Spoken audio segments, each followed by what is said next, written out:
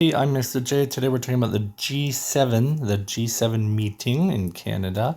This is our advanced video, and it's Monday, June the 16th, 2025. So once again, Canada. From our AI pic, you can see it's some people going to the G7 summit.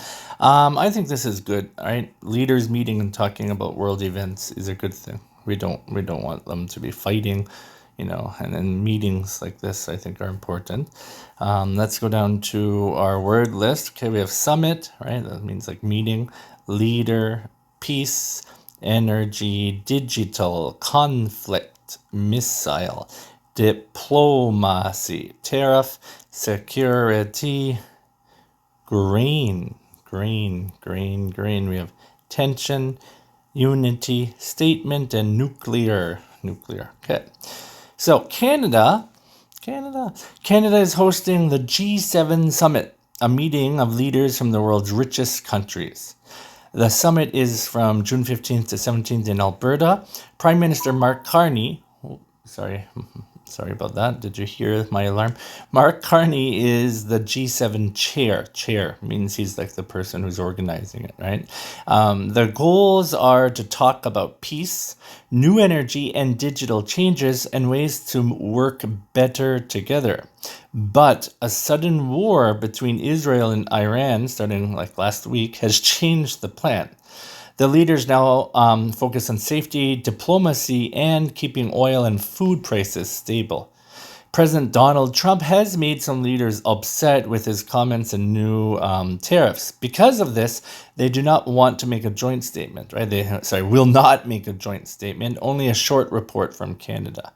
They also talk about Russia's war in Ukraine and problems with nuclear weapons. Many side meetings are happening. I think the president of South Korea too has gone, so lots of other leaders too might go and have side meetings. Are happening between leaders, including with Ukraine's President Zelensky.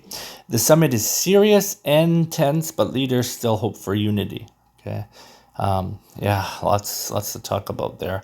The G7 is, I think, like it's only like 7 countries, but those 7 countries are almost 50% of the world's economy, right? So it's important. They control like half of the world's money, right? So it's a big meeting, big important meeting. Where is the 2025 G7 summit being held?